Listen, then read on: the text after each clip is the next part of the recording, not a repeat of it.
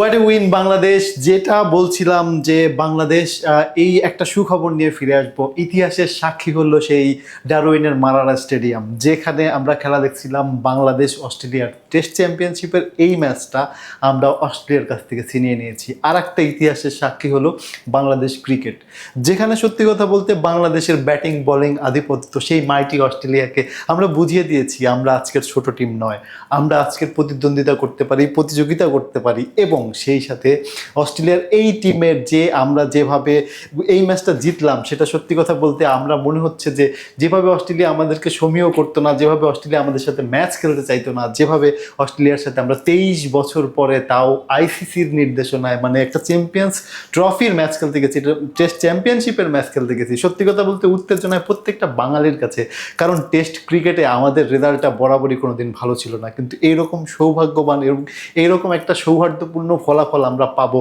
সেটা সত্যি কথা বলতে বাংলাদেশের জন্য খুবই সুখকর। বাংলাদেশ ক্রিকেটের one of the best moment বলতে পারেন এটা, কারণ এই ইতিহাসকালের আর একটা ইতিহাসের সাক্ষী হলাম। একবার সেই 23 সালের নিউজিল্যান্ডের পরে এরপরে আমাদের টেস্ট স্মৃতি খুব একটা খারাপ যায়নি।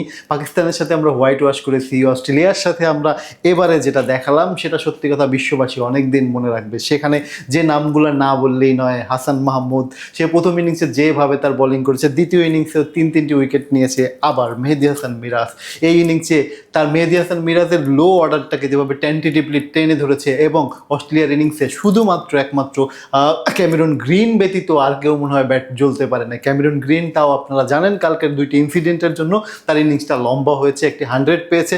সত্যি কথা বলতে বাংলাদেশ ক্রিকেটের হারানোর কিছু নাই, বাংলাদেশ ক্রিকেট এখন গৌরবের, এবং বাংলাদেশ ক্রিকেট টেস্ট চ্যাম্পিয়নশিপের একটা বড় স্বপ্ন দেখছে। অস্ট্রেলিয়ার মতো সেই মাইটি অস্ট্রেলিয়াকে হারিয়ে বাংলাদেশ, যেই অস্ট্রেলিয়া টেস্ট চ্যাম্পিয়নশিপের র্যাঙ্কিংয়ে 1 নম্বরে রয়েছে, সেই 1 নম্বরের দলকে আমরা পরাস্ত করেছি, এবং সেটা তাদের হোম গ্রাউন্ডে গিয়ে।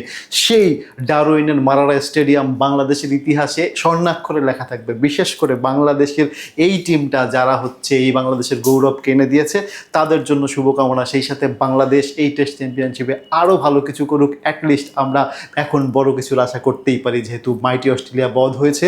সেখানে সামনের দিনগুলো দেখার অপেক্ষায়, এবং সেই সাথে বাংলাদেশের এই সুখকর স্মৃতি নিয়ে আমরা উল্লাস করতে চাই, বাংলাদেশের ক্রিকেটের জয়গান করতে চাই।